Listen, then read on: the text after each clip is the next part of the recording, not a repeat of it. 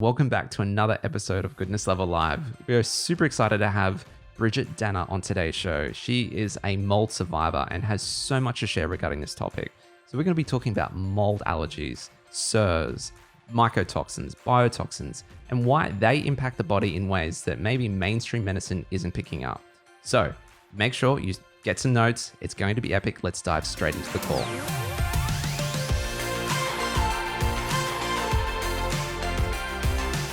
Hello, Bridgit Danner. It's so great to be with you today. We're streaming to you all the way to Arizona. Is that correct? Yeah, it's good to see you two again, even if it's virtual. So we're excited to jump into the topic of mold today. There's so much misinformation, I guess, out there. And I think the topic of mold doesn't get as much airtime as I think it should, because I think, and I guess we'll dive into it, that it's affecting a lot more people than people maybe realize. Maybe starting with you, Bridgit. I know you have your own mold story. I would love to hear from you about that and how it all developed and how you began helping other people with their mold issues. Okay. So I think that we found out we had toxic mold in our home about 4 years ago, maybe a little over. But after being in that home about 8 years, so when mold sort of pushes you over the edge for your health, I think can depend on a lot of different factors, which we can talk about later. But I do think, like looking backwards, that I was struggling with that mold exposure for those 8 years, pretty much undiagnosed, which is probably a story that a lot of people go through. So, when I moved into this house, I had also quickly become pregnant, started a big clinic, a lot of stress was going on. And then I had my son, and afterwards, my hormones were off. I wasn't sleeping well. And, I just kind of figured it was hormones. So I really upped my game on, cooking all my own food, getting a coach, like doing a lot of the things. I was already an acupuncturist, but I added a lot of tools. And I kind of got better, but I really was up and down a lot. Lots of colds and flus in the winters. I had pink eye. Who gets that? Just a lot of period problems, like breakthrough bleeding, a lot of chronic pain, like back pain that you wouldn't, you could go to 20 practitioners with back pain. They're never going to say you probably have toxic mold. So I just think it wasn't top of mind for me or anybody I was seeing until finally one particular wet winter where we had some leaking in our basement. I got really sick with strep throat, had to take antibiotics first time in 20 years, did not recover from that, was super exhausted, did a detox, didn't help, started getting IV therapy, didn't help. So I was just please help me, figure out what this is. I'm doing all the things I'm supposed to be doing. So we tested for some autoimmunity and other things, but they asked me at this naturopathic college, has anything changed in your home? And that's just such a great question that doesn't get asked enough. So I had a new cat. That was one factor. And we had this leaking in our basement, and it's, the basement had always been kind of funky and kind of stinky. And so we ended up testing for mold in the home and found it. And unfortunately, we can talk more about this later too, you can make a lot of mistakes in remediating a moldy home. For instance, they recommended we bring all our stuff up from the basement into the main floor while they worked on the basement. Well, all that stuff was contaminated with mold toxins, and now it was all over our house. And I had just moved into only working online. I had filled my own position at my clinic to follow my dream of working online. So I was home all the time, getting sicker, really getting sick. And I was running a big online event like you guys do. And couldn't remember things, losing things all the time. My eyelid was twitching. It was bad. So we ended up having to move out. This is a long story, and mostly every mold story is. Eventually moved to a different climate. I live in Arizona, so it's usually a pretty long journey to recover your health unless you're kind of lucky and you move into a place, you find something right away, you move out. Usually it's going to be a long haul. But it's like pretty critical to address if you are sick, because you're just going to keep getting sicker, and all sorts of symptoms can manifest. So it's good that it's becoming discussed more, and we can talk about like maybe why it's coming up more now, or that kind of a thing. But I'm happy to present this very depressing topic if it's going to be relevant to somebody out there who's like, oh, that might be me. Because, if somebody hadn't asked me that question at that point in my life about my home, I guess I'd still be there being even sicker. I don't know. Or maybe it'd taken me a couple more years for someone to ask the question. So it's a real thing, happens to all kinds of people. And yeah, thanks for having me on to talk about it. Thanks, Bridgit. You've opened up a can of worms. And I think I think it is definitely worth talking about. So thank you for taking the time with us, because I think a lot of people that are unwell, and most people in our community have been unwell, and therefore they're like looking for answers. What could it be? And they come to us because obviously the gut is such a massive component of overall health.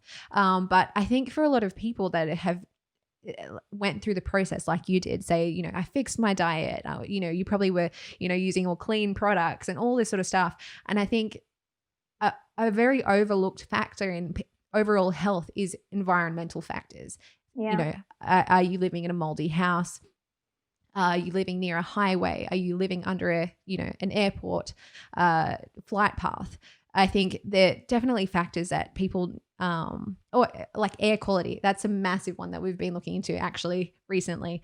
But they're all definitely big factors that get overlooked, that have such a massive impact on your health trajectory. So you mentioned before you had some interesting symptoms, your eyelid,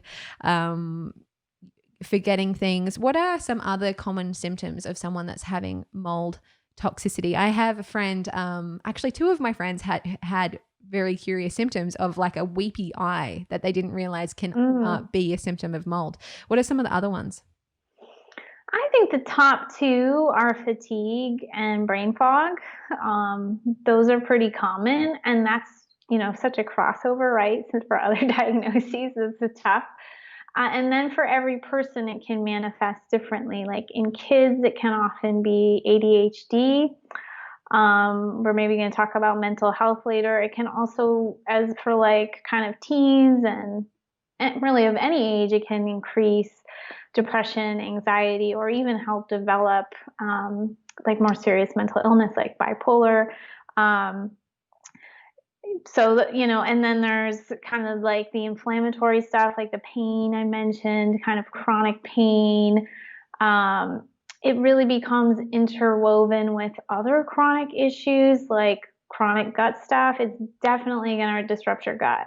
And then you're going to end up, picking up parasites and other critters. You're definitely going to have candida, like pretty much everybody. I'm really learning more now about the hormone connection. It's generally going to depress hormone production, partly because your brain is inflamed, and partly because your mitochondria are damaged and they help make the hormones. So like I mentioned, I had breakthrough bleeding in my period. And again, it was like, what's this from? I guess I'm too stressed. I guess it's my fault. But I just wasn't making the right amount of hormones. And even when I started to test, like nobody really had an explanation beyond stress for why that was happening. So it can really spread out in so many areas. We often see Hashimoto's diagnosis along with it. In fact, I found my Hashimoto's and my mold like within 3 months of each other. And then I found like parasites. Like you're usually going to start finding Epstein-Barr virus is commonly going together. So why is all this happening? Because it's a toxin, and it's going to make inflammation in the system chronically, and then it's going to kind of disrupt the immune system because it's got something to deal with that it can't quite figure out what to deal with. especially genetically, if you don't know how to tag those mycotoxins, which is like 25% of the population. And that's just one factor. Like there's other genetic factors and how much glutathione you make, which you need to detox. So there's so many different factors that can come into play, but it's kind of like a great disruptor of so many different systems. So some people may be seeing it more neurological. There's people who end up in wheelchairs, like they literally lose the ability to, use their muscles. So it can be very neurological. That's just like with my twitching, or I was getting restless leg. So I think for different people it manifests differently. Some end up with a lot of skin stuff like eczema and rashes. I never really had that. So it's going to be a little different person to person. I'm super curious. You mentioned something, it's definitely going to disrupt the gut. And a lot of people in our community are very conscious of what could possibly disrupting their gut. And I'm guessing that they're not looking at mold as a possible disruptor of the gut. Can you explain to us more a little bit how mold or these mycotoxins disrupt the gut flora? Yeah, we have a blog just on this one topic, but let me see what I can remember. Partly is going to be that brain gut connection, right? It's a really strong connection. The gut has a barrier and the brain has a barrier, and they're kind of like twins. So if and the toxins from mold can really like penetrate your brain. They love fat, and the brain is very fatty. So as the brain becomes inflamed, the signaling to the gut is just going to be off. And then mold is a mold, and it's similar to candida, so it's usually going to let that infection kind of grow. And then the mold itself can populate in the gut, like it can populate the biofilms of the gut. So then it's releasing its toxins there. So it's making a more inflamed environment and less healthy environment there. It tends to depress like friendly bacteria, so that lets unfriendly bacteria grow. It's a living, I guess you could say, a living thing, and it's kind of biological like byproducts. So you put it in this living environment of the gut, and it's just gonna like cause a cascade of trouble. And then your immune system is kind of depressed from it all. If your thyroid is now being affected, you make less stomach acid, so that's letting like more bad guys come through, and maybe now you're developing SIBO, or I think it's pretty common you have parasites too. Here's just one more. Is like, so if your body's overwhelmed with a toxin, your detoxification is eventually just going to be overall worse too. So now maybe you're kind of picking up and accumulating even more toxins. Some of those hang out in the biofilm or actually get kind of eaten up by your parasites, which is kind of protective but kind of disgusting also, because now you've got parasites. So it just feeds it in like so many ways. So we just actually created this new mold package, and we include gut testing in there, because I'm like, something's going to be wrong with your gut. Let's just see what it is. It's probably going to be a few things. So let's start identifying those. I was one of those people that got the test back and it said that mold is an issue, which, curious, in my own journey with mental health, I actually found that living in more human environments or places with mold has been very triggering for my mental health. Wow. And sleep big time.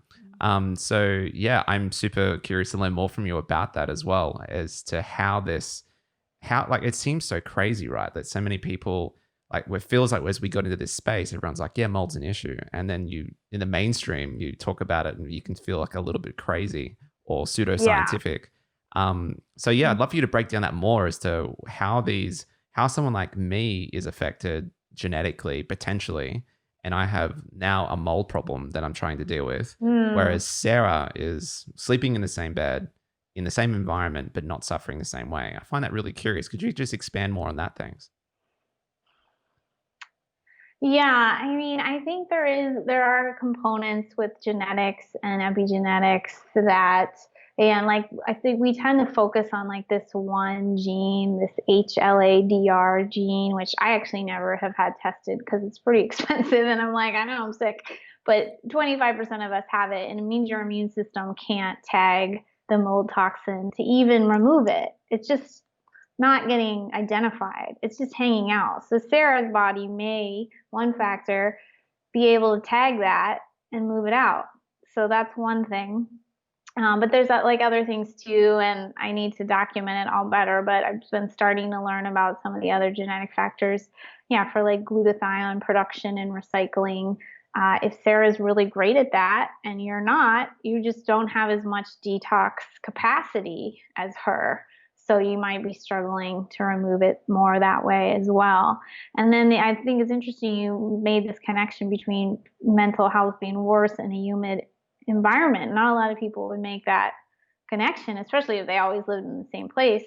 So if your indoor mold is, or your indoor humidity is over 50%, it's creating a riper environment for indoor mold to grow.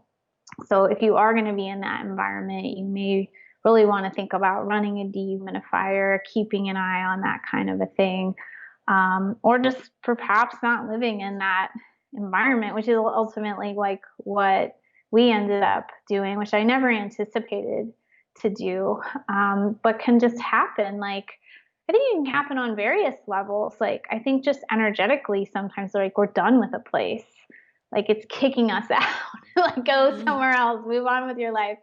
And then I think the physical environment too could be sort of kicking us out. And if you can get that message, I had a friend, and you guys probably know him, Evan Brand, and we had moved back to Portland after a little like summer hiatus, and I wasn't doing well. And he's like, if you even have like a 10% like gut instinct to move, you should move. And I was like, whoa. And he was right. You know, we moved probably, I don't know, 6 months later from that conversation or something. Yeah, sometimes just like your environment isn't the best for you. And there's sometimes little hacks you can do, like if you live near a highway or whatever it is. And sometimes just like your personal capacity to detox, or Matt, I don't know your health history beyond that, like what other things have you been exposed to and that kind of a thing. You know, sometimes you do have to make changes in your environment to get better. It can be a gutsy thing, I think, for to make a decision like that. I applaud you. I'm putting your health first, and and I applaud your family for making that commitment with you, because I think it can be a big thing for, I know, our viewers, just to feel like a little bit crazy or a bit misunderstood because you're unwell when everyone else is feeling better. Right. But I think you should, for those of us watching, to back yourself if you're not feeling well, I think that deserves a conversation with your loved ones, and I'm sure they'd want to know about it.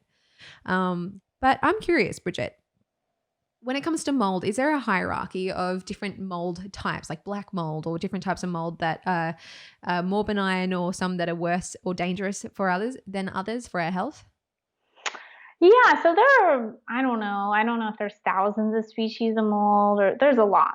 And only, I think maybe less than 100 are toxic to mammals. And then really it's only like 5 or 10 that within your home are really like worth testing because they're toxic and found in your home. So it's a big pool, but it actually goes down pretty small. Some of those strains, like that people may hear about, are Aspergillus, Penicillium, Stachybotrys, which I think is the black mold. But mold doesn't have to be like black or not black. Like that's not, it's kind of like a detail. It doesn't quite matter. It's more having these toxic strains of mold become dominant in an environment that you're in. So there's a little bit of, everything in your home probably, but there can be like a balance where it's a level that's okay for you and then a level that's not okay for you. And it can also become kind of localized. Like I remember some family members, after we went through our whole thing, went through like a bunch of boxes in their storage. They had stored like old papers and notebooks and stuff. And she was immediately like, ooh, headache, out of it. Like really affected just from the boxes and everything pouring out of them. So it's almost like better and clearer to get that kind of exposure, because you can really literally open the box and tell that it's there, versus like if it's just kind of like lurking in your house and you can't really see it, it can be harder to know. Like you wouldn't go into our house and be like, oh, this place is like covered in mold. It was really, really subtle, and a lot of it was behind the walls. So how are you going to know that until we had an inspector come out with this moisture sensor? And we had no idea. So I really gained some respect for understanding the structural integrity of a home, and that you need to maintain it and be aware of it, and how are your gutters draining, and all that stuff is really boring to me and most people. But if you ignore it, all that fancy stuff you bought to put in your home can get ruined. So usually we're testing just a handful of types of mold, and there's types of mycotoxins they produce either through urine or through dust in your home. Those are probably the biggest ways. Got it. Thank you. So there's a term that's been floating around a lot more lately, CIRS, or chronic inflammatory response syndrome. How does that play into this conversation that we're having? Yeah, that was a term coined by a physician here in the States named Richie Shoemaker, who has done a lot of groundbreaking work on toxic mold. But he actually started out studying, it was like in some aquatic fungus or something that a certain community had been exposed to. Can't remember the full story, but we kind of tend to talk about indoor mold, but there are other kind of similar things in the environment, like in certain lakes that have gotten like really like off chemistry from like different pollutants and stuff that cause a similar pattern. So I think he started to look into that in a certain community.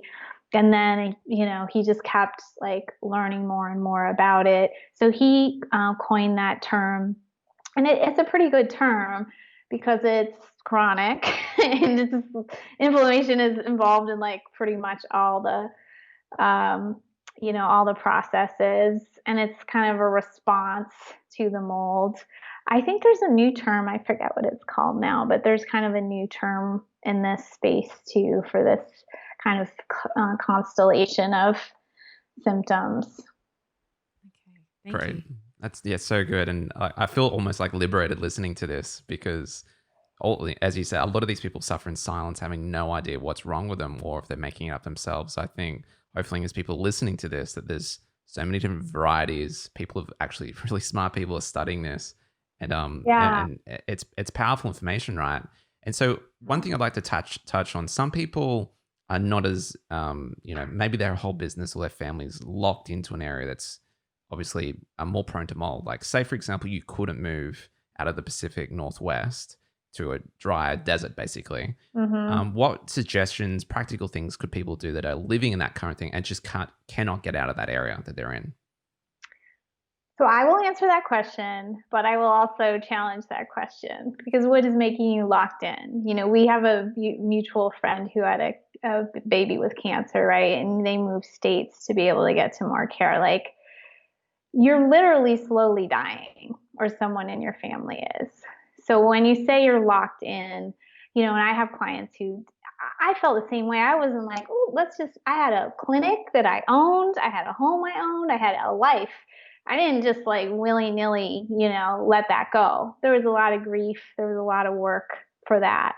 I had one client who lucked out and like invested in a really gorgeous home in London that's now worth, 10 times as much. And she's like, well, I can't move out of here. It's like, blah, blah, blah. I think your brain becomes, you're exhausted. Your brain isn't working well. And yeah, your money is strapped. Like, of course you don't want to move. But sometimes you really just, you have to. And I tell people, like, humble yourself, ask to stay with someone.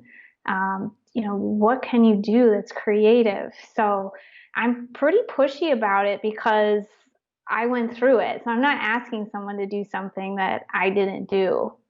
I'm asking them to do the same thing. and I know it's worth it. I'm so thankful for the life I have here now that I never would have had. I have my own swimming pool. I never thought that would be a thing, you know? So I think you have to really and it's tough because you're sick, but get support to really challenge that notion. Because a lot of people tell me, well, I live on a trailer on a farm and we have no money, and can I just remediate part of the trailer and live in the other half? I'm like, no, it's 800 square feet. It's too small. It's not going to work. I'd rather you go live in a tent actually in the farm. That would be one creative solution, for instance. There are solutions. It sucks though. There aren't a lot of organizations to help us or anything. There isn't the CIRS Act for mold. They don't have anything. So I will challenge that notion. But if you are in a place, sometimes if it's a light mold problem, there's a friend of mine who's she has mold and she's looking to move into this house that's been vacant for a year. So it's kind of developed some moldy dust from being vacant. So a thorough cleansing with, essential oils and vinegar and washing all the walls, doing HEPA vacuum, that could be enough to fix that house. So there is some area for things like that can be done. Or if you, I don't know, with this whole COVID, some people are stuck in a place and it's okay, we'll open the windows, run some essential oil diffusers, dust often. There's certain little candles you can buy that kind of keep down mold toxins, believe it or not. So those things can help temporarily. I have a client who's carpet washing constantly with the wet. I'm okay, great. I'm glad that helps you. But if you have to live a life where you're constantly using a carpet washer, it's not okay. You need to move on. So I think we start doing these crazy things because we're in a crazy space. So there's some things you could do potentially, but there are also some, frankly, hard decisions to make. I'm writing a book about mold right now. I talked to an agent. She's like, well, how can we sell this book? We were asking people to do things. They're too expensive. And I'm like, and what do you want me to say? I can't make it cost $20. It is what it is. And you get creative and you save money. And, that's sort of how it is. It's just same if you have a loved one who's been diagnosed with stage 3 cancer, you pull out all the stops, I hope. So same with this. And again, there's not much awareness about it, but it can get you sicker and sicker and sicker where, lots of people are on workers' comp. They can't work, they can't take care of their kids. Their quality of life is becoming, really bad. I had another guy contact me, then I'll stop telling stories. He's like, I've been fighting my HOA for years to fix my condo and I'm getting sicker. And I'm like, move out. Stop arguing with your HOA. Let it go. You're right, but they're never going to understand you. So you just have to move on, cut your ties. He's literally getting sicker in this condo, fighting the same losing battle to get his condo fixed. So it's not right or wrong. It's you just sometimes you just gotta let it go. Yeah, get a Elsa on and just move on. So that's great tips for managing your external environment. How about the internal environment? Once you've got this mycotoxin illness, this mold illness, what's the best way to get it out of your body, provided obviously you're not getting re-exposed constantly? Yeah, that's kind of item one. And then, there's lots of options. I'll just tell you some of my favorites. I'm a pretty big fan of the do-it-yourself concept as much as, and I mean that by kind of daily self-care, because I think it's a little bit attractive to go to a very expensive functional medicine doctor and feel well, I'm going to see this person and I'm going to be fixed. But it's going to be slow no matter who you see or what exactly you do. And a lot of what you can do that's affordable and in your control is do stuff at home. You can dry brush your skin. You can do castor oil packs. You can do coffee enemas. You can do essential oil therapy. You can do breathing. You can be in nature. You can make green drinks. I'm a big fan of sauna, and you can use it outside the home until you have a safe home environment that you can, maybe purchase a sauna. So I'm a big fan of all that stuff. I would say that those things were the biggest needle movers for me. Supplement wise, generally you always want to be taking some binders, which is a term a lot of people haven't heard of, but a binder will physically or chemically bind with toxins, mostly in your gut, sometimes in your bloodstream, to make sure they exit and don't recirculate. So we talked about earlier, like that genetic kind of defect, so to speak, that doesn't let you tag it.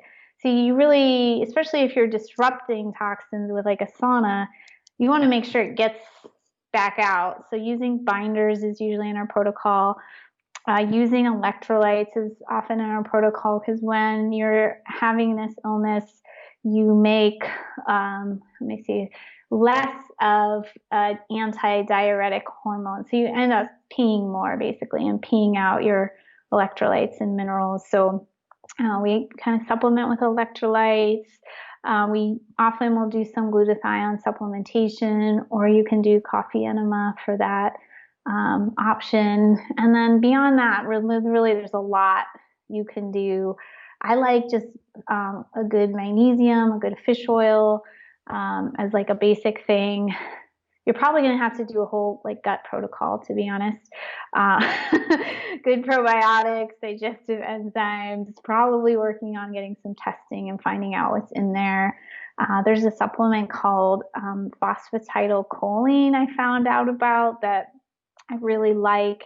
It kind of helps rebuild your cellular membranes, among other things. It just kind of deflames the brain. So it was my favorite thing for brain fog.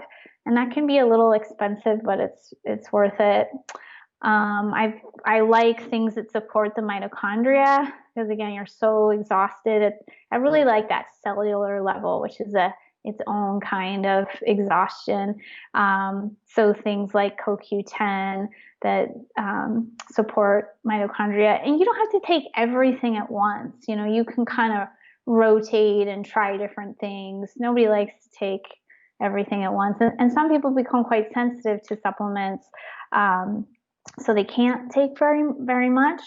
But better to find the right dose for you, even if it's very small, versus just sort of doing nothing. And if you really can't take any supplements, there's so much you can do. You can do all the DIY detox we talked about, but you can also do, hyperbaric oxygen chamber or red light therapy, or like there's all these different therapies out there. And sometimes you can buy your own thing, or buy like I don't know if you guys buy a Groupon. I don't know if you guys have that, but like buy a deal to go try it in your community. So even for my clients who can barely tolerate supplements, I'm always like, there's more stuff we can try. Don't worry, we can find some more things for you to try.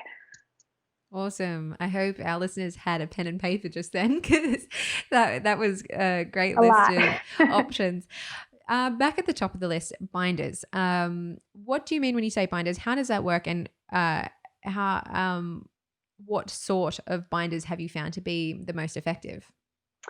Yeah, so I hadn't heard about binders at all until this started. And when I started to take them, I was like, I don't really see what these are doing. So I think occasionally you'll feel better from taking a binder, or you might feel a little worse, because anything like it's not exactly stirring the pot, but it is kind of pulling the toxin through the system. So occasionally you can feel worse, or you can just feel neutral like me. But it's important to take, because it's like the garbage man of the body. And when you're detoxing, you need to be aware of excreting things. Make sure you have moving your bowels, ideally more than once a day. So if you're constipated, you need to take a step back and work on that. And make sure you're able to sweat, which the sauna can help with. So that kind of thing. So binders basically take the toxins, mostly that are kind of traveling through it now into your gut to be excreted, and bind them so that they go out in the stool and don't potentially become separated and loose again. And if your gut is bacteria is off, that is one reason that they can come back into circulation. So I don't know if you guys have heard about this, you talk to a lot of nerdy people. So there's an enzyme called beta glucuronidase, and it will increase when the bacteria environment is off. And when it increases, it means estrogens can come back. The enzyme breaks the bond, so to speak, of like toxins being removed. So it's kind of famous for letting estrogens recirculate, but it'll let anything recirculate.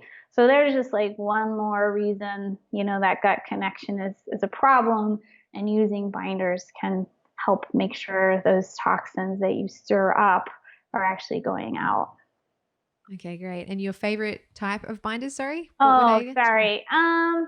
Well, we use one that's a blend, and I like that because it's kind of covering different things. So different binders will have an affinity more for like heavy metals, or like, they all kind of have their specialties. So we have one that has like charcoal, I think it has zeolite, it has pectin, it has fulvic and humic acid.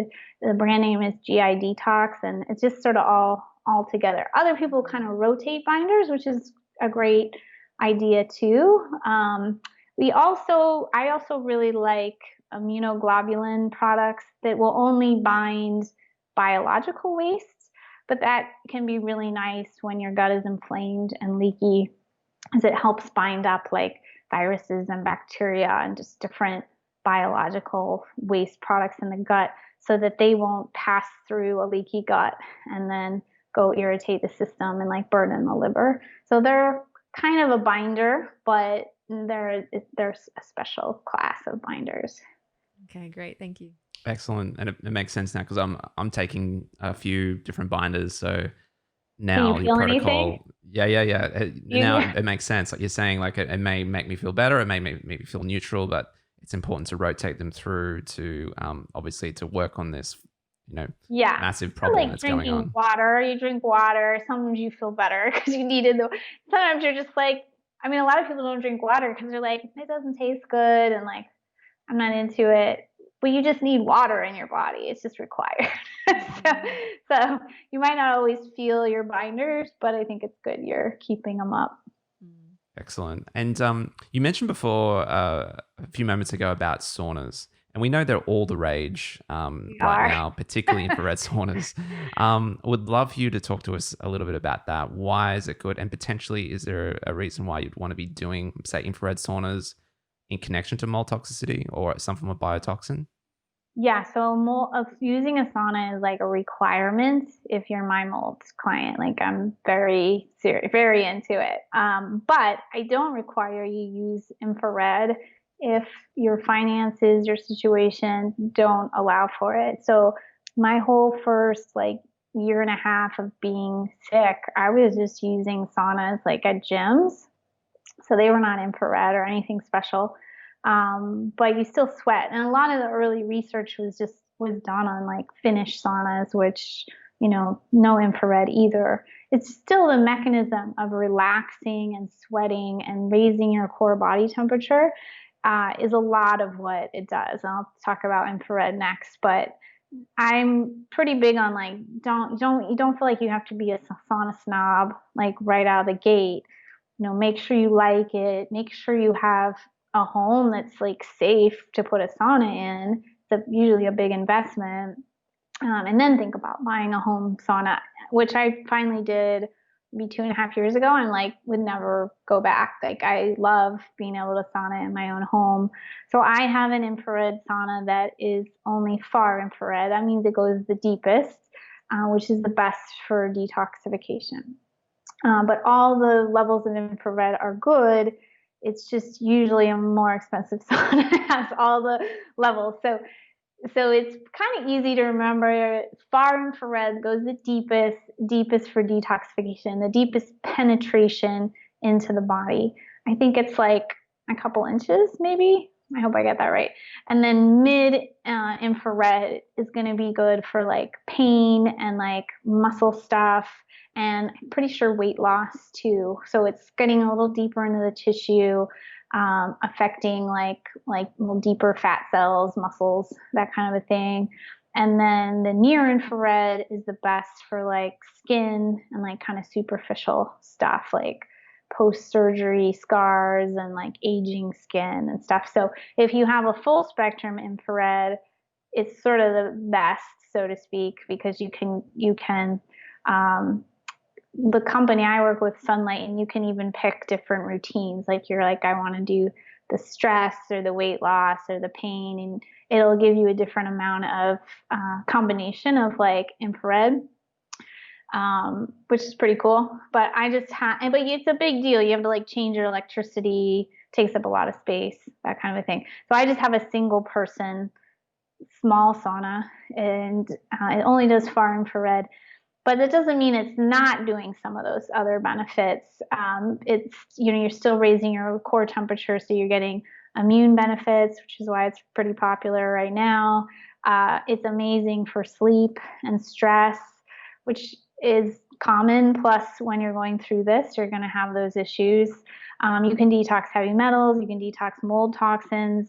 Not only it's coming out of your sweat, but it's going into your urine and your bowels. So you can use your binder. And yeah, it's like repairing cells, killing off damaged cells. It's like the list of benefits is like insane. And they all really touch on stuff going on with mold clients. So I'm a big, big fan. There's one company that I work with mold testing. And I think if I'm remembering this right, sometimes they run protocols with only sauna, but it's like a lot. It's like an hour a day, every day or something. And they'll do like a before and after test, and the number of urinary mycotoxins is significantly down just from doing that one therapy. So I think it's really powerful and strong, and most people can come up with some way. Even if you have to buy one on Amazon that's like $100, they have the little ones. Just do what you can do, but get sweaty. And not by running. That's a different kind of getting sweaty. Right. So you have to be relaxed. So when you run, you're going in a sympathetic state. And when you sauna, you're going into parasympathetic state where more healing can happen. Right. And then your digestive system, which is your main detox system, is going to be functioning a lot better as well. Yeah. Interesting. That makes sense. So the sauna you have is one of those sleeping bag looking ones, right? I wish I could show you. It looks like a half tube. Mm-hmm. So it's hard, but it's it's like on the floor, and it has a mat, and you just maybe more like a swag. Is that it? Do Americans have that? No. Oh, okay. I'm being very Aussie now. Sorry. Okay. Like translation. Aussies will understand what I just said. Okay. So yeah, I think there are some that are maybe soft, but mine is like a hard shell. I love mine. I think it's really nice, even though it's not like a lot of people I think want it to look like, with the wood in the room, and those are lovely. But every time you move, you're moving like a big old sauna every time. So I like ours because it's pretty small. It's like 6 feet by 3 feet. Mm-hmm. Mm-hmm. And can you pack it away, or is it kind just of? Yeah, like it would be a pain to have to take it in. But if you would like lived in New York City or something, a small place, you can either just shorten it up, or you could potentially put it in the closet or something if you have company coming over. Okay, great. Before you mentioned coffee enemas, and I think that is another thing that obviously that's a very old therapy, but it's gaining traction again lately. Why is it so effective in particular for mycotoxin illness? Yeah, I'll be honest, it's a little hard to find like good studies on coffee enema. I've started to look, and I'm like, well, I'm not finding a lot. But I can kind of tell you the mechanism and my understanding of how it's supposed to work. So a lot of people are like, well, why can't you just drink coffee? Well, when you drink coffee, the compounds are going through your stomach and your digestion. It's not really quite the same, although I'm seeing some studies that are saying it is the same. But I don't really think it's the same. So when you use it as an enema, the coffee acids, and you prepare the coffee in a certain way. There's certain, I think it's called caffeinic acid or something.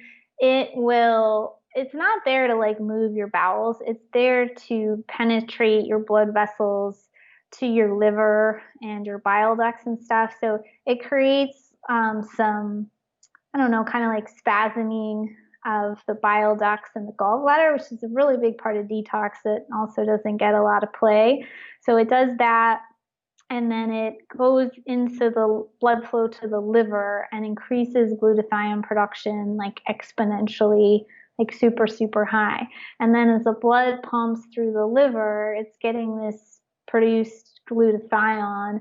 And your blood passes through your liver like, I think like your whole bloodstream every 5 minutes or something. Like, I'm just throwing out numbers, so hopefully people are gonna write it. That's so long, but it's a lot. So if you're doing coffee enemas, say we're doing it for about a half an hour, or potentially like 2 rounds of 15 minutes, your blood is passing through your liver and kind of being affected by these coffee compounds in the liver, increasing the glutathione. So it's kind of cleansing your blood.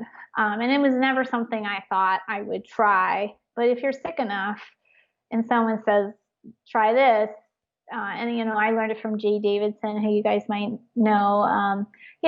He's been doing this a long time. He's a real expert. He's a chiropractic physician. And I was like, okay, Jay, like, I'm gonna give this a try. And like everyone, I'm like, what am I doing? Like, this seems so weird. So it just takes a few times, maybe 5 times at least, for you to kind of get the idea of how to do it in a way that's comfortable for you and kind of works for your body. But I won't go into all the details, but it's really not like messy and gross kind of a thing. It's like not really that gross or anything. And to me, I felt amazing. Like when I was my sickest, it was one of the few things that would make me feel better. That and sauna, practically, and dry brushing actually made me feel better. And then I slowly added more things. But I still coffee enema like twice a week because I like how it makes me feel. I'm just sort of in the routine. I like hanging out. I'm like journaling. I'm like, it's again, you get comfortable with it after a while, and I just enjoy doing it. My mom is super into coffee enemas. I'll be on a family FaceTime, and my mom's video is all blacked out, and then I'll hear mum will say something, and it's the echoey sound of the bathroom. I'm like, Mom, are you doing a coffee enema right now? She's like, how can you tell? But yeah. She loves it. She loves it. You should see how radiant her skin has gotten since she started doing coffee enemas. And I am yet to try it, to be honest, but it's on my to-do list for sure. Yeah, I'm always like, if you haven't tried it yet, you're not sick enough. If you're sick enough, you will try. I hope you don't become sick enough, but yeah. It's not really a thing. You're like, oh, I want to try this. A friend of mine has hives like all over her body, and she's like, I'm trying coffee. It's like, you'll try anything, but some people won't stick with it. But I think if you give it a few times, you do like it. And it's funny, you're talking about skin, and like it even though I've had all this background with toxicity, like I think all the habits I do now, I really feel like I'm going to age like really well. Like I'm 45 now, and like I feel like I'm aging well because I have all these ridiculous habits, and most people don't do, but you do them, and it just really slows down that oxidation that kind of contributes to aging. I've been a little bit freaked out with the whole coffee enema thing, so I guess I'm throwing in the whole like lack of peer-reviewed science. So when Harvard comes out and says, "Hey, coffee enemas are good, guys," I'll be like, "Okay, Harvard." No, you're probably right. I'm not sick enough, but I'm just curious with someone that's listening to this right now is super struggling. They don't really see a way out. I think it'd be great to hear maybe a client story or have you got an example of someone you've worked with where you've taken them from, someone's been very sick with some form of mold or mycotoxin, mold toxicity, and you've turned their life around? I'd love to hear something about that. Well, I guess what's coming to mind is the coach who works for me now. I met through, I think, my own mold group that I started on Facebook a few years ago. And like, I was like a solopreneur. I was just like I'm so horrible. I was like, don't even bother me. Like, so she was like messaging me, but like then we started to become friends, and turns out she's like a wealth of knowledge. She's got like some kind of master's in nutrition, and she just like knows everything. She's a total student, but she went through mold and kind of similar story to me, but some different, variations. So we became friends, and then I asked her if she would start doing some social media work for us, and now eventually she's become a coach. So I can't say like she's gotten well from all my protocols, but she is such an avid student, and she's done a little different, stuff than I have. Like she's in a different part of the country. She's tried different practitioners. Like she's done a lot of ozone. But she was so persistent about it. And, when I talk to her now, she's got like a little tinnitus sometimes when she's overworked, or like, I think all of us in this category, we have to be a little careful. You can't go burning the candle at both ends after you've been through all this. But, she definitely turned her whole story around, and her house, they're still in the house. So they actually managed to remediate the house so properly and completely that they were able to go back in. So I think that's a real success story, too. We did not. We sold our house after fixing it, but I was just like, I'm out of here. But they actually did such a good job. She can move back in, and, she's like working full time again. And, I think that's ultimately what people want. They want to get back to exercising, working, just all the things in normal life that chronic illness like takes away from you. So, and other people that I'm working with and knowing, I think a lot of them are still like on the path. Because it's long, it's probably a solid like 3 years for most people. And I really just started to coach for mold within the last year or so, because I just wasn't mentally like ready to deal with it. Like I was still getting over my own story with it. But I'm really proud of the clients that we come into contact with. They really get it, and they're really motivated, and they are making these tough decisions, and like, little by little, like seeing things change, especially the moving is a really key piece, but not the only piece. I was hoping I moved to Arizona and just be like miraculously cured, but I still really had to get a lot of stuff out of my body. So I don't know if that totally answered your question. Oh, that's great. Thanks. So if people are listening right now, they're like, hey, I would love to go on this mold journey with you. What's the best way of getting in contact with you? Yeah, so my main site is just my name, BridgitDanner.com. We have a freebies page, and there's a mold ebook on there, but we also have some pretty in-depth blogs on mold that we've created. I did like a series of interviews a while back that you'll find on the blog as well. So I would say just go there, start looking around, and you can always reach out to us. You can get testing through us. You can buy binders through us. So I think little by little we're becoming like a one-stop mold shop. Awesome. Well, thank you so much for your time. It's been certainly enlightening for me as someone that's on the mold journey as well. And anyone else that I know that is struggling with this or has struggled with it, it can be a long journey, as you said. That I think the good news is that to think forward, to think that this is not just a quick fix. You're not just going to pop a supplement and be fixed. That there's a few factors going into this, and sometimes your family members and friends need to get on the journey as well. They can be on the skeptical side. So, but just have courage, keep on the path, keep doing these basic things that are suggested on the call. And if you need help, reach out. I think you've got a great service that's going to help a lot of people and is helping a lot of people. So thank you so much for your time. Yeah, and good luck to you, Matt. Thanks, guys. Thanks, Bridget. We love you. I hope you enjoyed that jam-packed interview.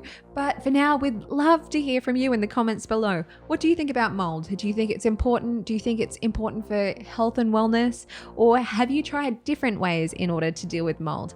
We'd love to hear from you. So hit us up in the comments. And otherwise, please remember to like this video. It helps us get in the algorithm, and subscribe and get notifications so you don't miss out on any more life-changing content. But until next time, we'll see you then. Goodbye.